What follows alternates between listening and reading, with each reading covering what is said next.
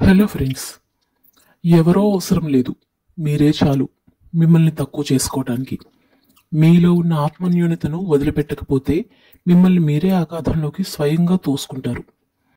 మనిషిగా బ్రతకాలంటే ధైర్యం ఉండాలి, లేకుంటే అధమంగా బ్రతకాల్సి వస్తుంది.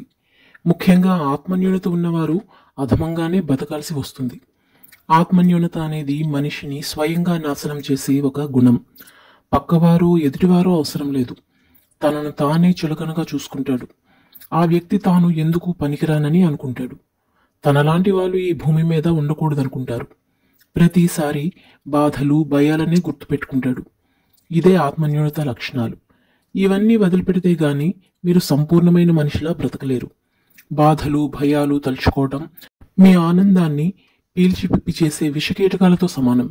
మీరు ఆనందంగా ఉండాలంటే మీలో ఉన్న ఆత్మన్యూనతను బయటకు తోసేయండి. ఒక అధ్యయనం ప్రకారం ఆత్మన్యూనత 20 ఏళ్ల నుండి 35 ఏళ్ల వయసు మధ్యలో ఉన్న వ్యక్తుల్లోనే ఎక్కువగా ఉంటుంది. ఆత్మన్యూనత అనేది ఒక మానసిక రోగం అనుకోవాలి. దీనికి ఔషధం ప్రత్యేకంగా దొరకదు, అది కూడా మీలోనే ఉంటుంది. నేను ఎవరికీ తక్కువ కాదు, నేను కూడా ఏదైనా సాధించగలను, నాలో ఏం లోపం ఉంది, నేను అందరితోనూ సమానమే అని ఆ మనిషి తనను తాను నమ్ముకున్నప్పుడే ఆత్మన్యూనతకు చికిత్స చేసినట్టు. ఆత్మన్యూనతతో బాధపడే వ్యక్తులను భరించడం చాలా కష్టం.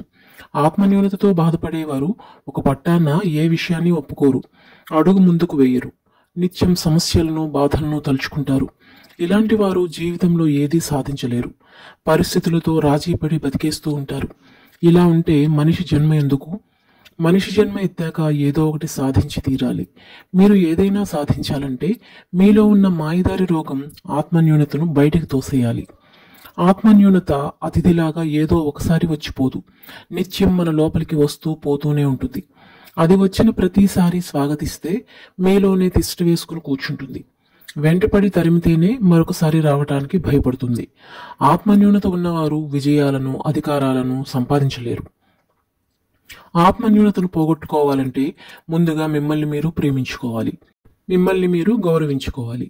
మీరు తీసుకున్న నిర్ణయాలకు మీరు విలువ ఇవ్వాలి. అప్పుడే మిమ్మల్ని ఎదుటివారు ప్రేమించడం మొదలు పెడతారు, మీకు విలువ ఇవ్వడం ప్రారంభిస్తారు. మిమ్మల్ని మీరే నమ్మకపోతే ప్రపంచం ఎలా నమ్ముతుంది?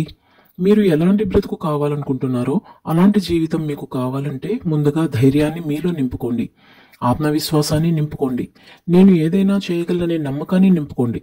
మీతో మీరు ఎక్కువ సమయం గడపండి, మీ మీద మీకున్న ప్రేమను వ్యక్తపరచుకోండి.